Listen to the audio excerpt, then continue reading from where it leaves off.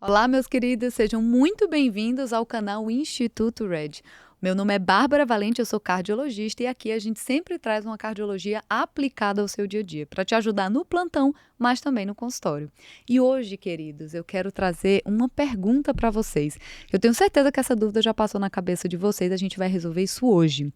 Me fala uma coisa.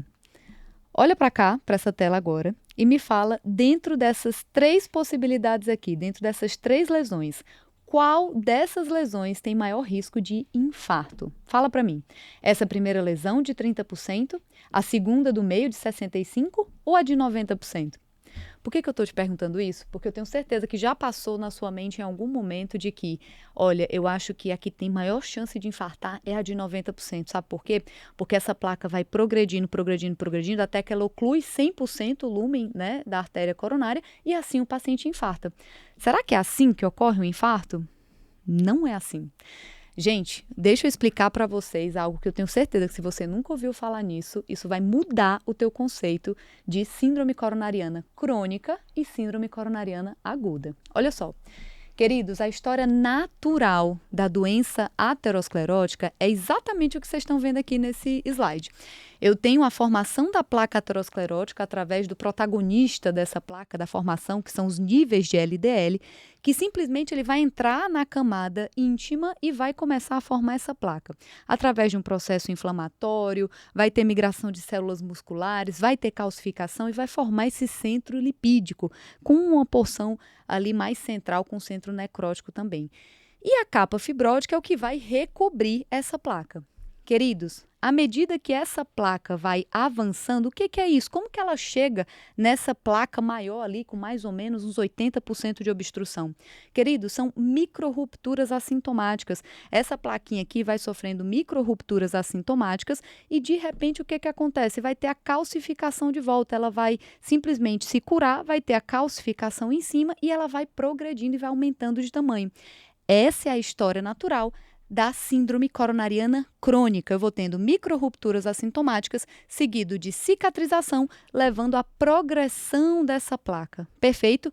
Esse é o paciente, gente, que quando ele tiver um esforço físico maior, quando ele demandar do coração dele um esforço maior, ou seja, aumentar a frequência cardíaca, quando ele for subir uma ladeira que vai ter uma demanda maior por oxigênio do miocárdio, ele vai sentir dor no peito. Aí o que ele faz? Interrompe o esforço e aquela dor melhora em até 5 minutos ou através do uso de nitrato. Isso, gente, nada mais é do que a famosa angina estável. Perfeito? O que acontece na síndrome coronariana aguda? Meus queridos, independente do tamanho da placa, na síndrome coronariana aguda, essa placa vai sofrer uma ruptura e é aquele material lipídico, aquele centro necrótico vai entrar em contato com o sangue e isso é trombogênico e vai formar um trombo ali dentro da região do sangue. Então, vai formar um trombo em cima dessa placa. Se esse trombo ocluir totalmente o lúmen coronariano, estaremos diante de uma síndrome coronariana aguda com supra de ST. E se ela oclui parcialmente, uma síndrome coronariana aguda sem supra de ST. Dentro desse espectro, a gente tem a angina instável e tem o IAM sem supra, quando eu vou ter também a curva de troponina. Perfeito? Então, gente, a diferença para uma progressão da placa é que essa progressão é lenta. Então, o sintoma do paciente ele vai se desenvolvendo ao longo do tempo. Já na síndrome coronariana aguda, eu tenho uma ruptura imediata daquela placa com extrusão daquele material que vai formar um coágulo que vai obstruir agudamente o meu lúmen coronariano, levando a um sintoma agudo, que é a famosa angina instável. Perfeito? Entendido isso? Pronto. Entendido isso, eu preciso trazer esse conceito para vocês, que é a hipótese da placa, que é o novo conceito atual agora de aterosclerose, versus a hipótese da isquemia, que é um antigo conceito. O que era isso, gente?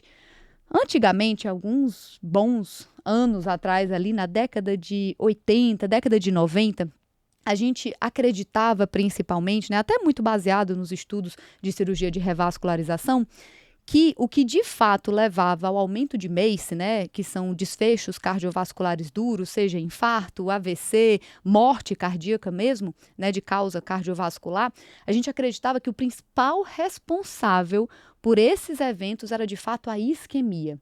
Então, era essa placa crônica aqui que gerava isquemia e isso seria o principal, né, desencadeante desses eventos cardiovasculares maiores. Era por isso que o paciente infartava, era por isso que o paciente morria. Só que hoje em dia, gente, com os novos estudos que nos mostraram que, de fato, revascularizar essa obstrução focal não reduziu o MACE. Aonde, Bárbara, que você viu isso? Estudo Courage. Principal estudo feito comparando o tratamento medicamentoso ao tratamento medicamentoso otimizado associado à angioplastia, né? Então, foi o principal estudo que nos mostrou que a colocação de um stent não reduziu o desfecho duro. Perfeito? Além disso, gente, aí vocês podem estar me perguntando, nossa, Bárbara, eu nunca soube disso, eu sempre achei que o stent reduzia mortalidade, que o stent reduzia infarto nesses pacientes. Gente, o stent, ele é um tratamento de uma obstrução focal. Ele não trata a placa coronariana que vai estar inteira naquela coronária. Ele trata apenas aquela obstrução focal. É por isso que ele é muito bem indicado para aquele paciente que já está refratário ao tratamento clínico. Ou seja, os medicamentos já fizeram o que tinham de fazer, de diminuir a demanda de oxigênio, de vasodilatar a artéria, para tentar melhorar o sintoma. Se ainda assim ele está refratário, aí de fato esse paciente merece um stent para melhora do sintoma, para melhora da qualidade de vida, para melhora do tempo de caminhada, mas não para redução de mortalidade. Aí eu trago para vocês, então, esse conceito da hipótese da placa. Sim, gente, é a característica da placa que de fato leva a MACE. Bárbara, agora você bugou minha cabeça. Espera aí que você vai entender. Queridos, a lesão precursora do infarto, a principal lesão precursora do infarto é o famoso fibrateroma de capa fina. O que é o fibrateroma de capa fina? Gente, é justamente essa lesão aqui que vocês estão vendo, olha só. Vocês estão vendo aqui, ó, o fibrateroma, ele tem uma capa fibrótica muito fina, ou seja, é mais suscetível à ruptura. Ele tem um core lipídico acima de 70%, ele tem um grande processo inflamatório, certo? E tem uma área luminal menor do que 4 milímetros. Qualquer uma dessas características somadas aumentam o risco dessa placa romper, tá? O único que é um fator preditor independente de evento cardiovascular maior é a capa fibrótica menor do que 65 micrômetros, perfeito? Mas quanto mais dessas features essa placa tiver, maior o risco dessa placa vir a instabilizar e o paciente ter, de fato, uma síndrome coronariana aguda, que é o que mata o paciente com doença aterosclerótica. A síndrome coronariana crônica, a isquemia por si só não mata o paciente, tá? Porque com aquela obstrução crônica, o que o Deus sabiamente, né? Deus que sabe de tudo, fez tudo perfeito. À medida que ele vai desenvolvendo aquela oclusão, o que o corpo vai fazendo? Vai desenvolvendo colaterais. Perfeito? Então, por isso que tem pacientes até, inclusive, que tem oclusão crônica que nunca nem soube que tinha dor no peito. E vai descobrir isso no exame, foi fazer um cateterismo de pré-operatório. Perfeito, então, o que mata o paciente com doença aterosclerótica é a síndrome coronariana aguda. Perfeito.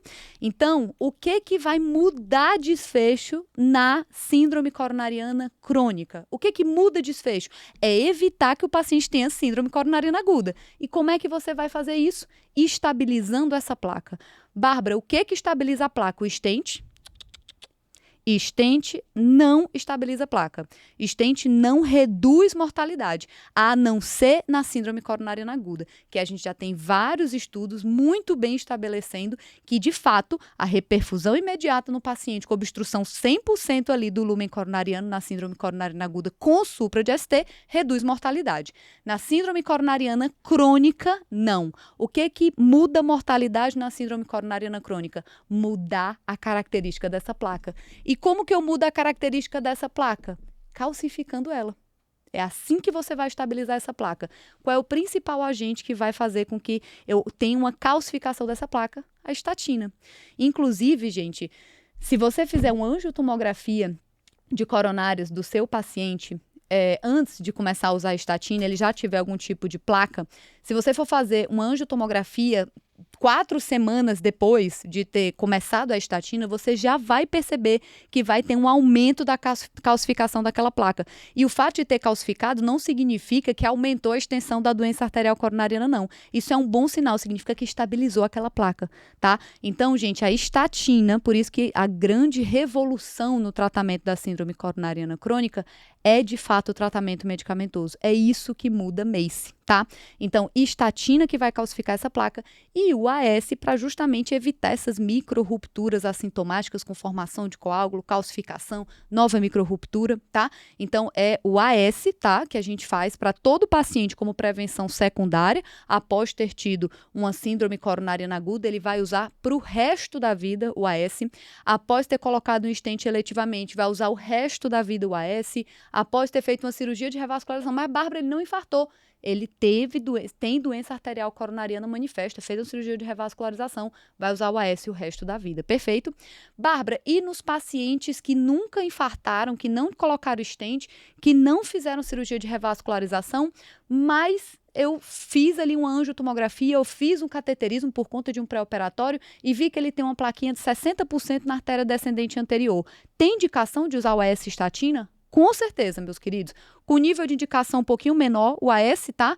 Mas ainda assim, classe 1, tá? 1B. A gente usa 1A para quem já teve, de fato, o evento cardiovascular e para quem é uma prevenção primária, quase que secundária, porque já tem uma doença aterosclerótica, né? Mas ainda não levou ao evento, é 1B. Perfeito, mas o AS também deve ser utilizado. E a estatina sempre, gente, sempre para calcificar essa placa e para redução de evento cardiovascular maior. Perfeito.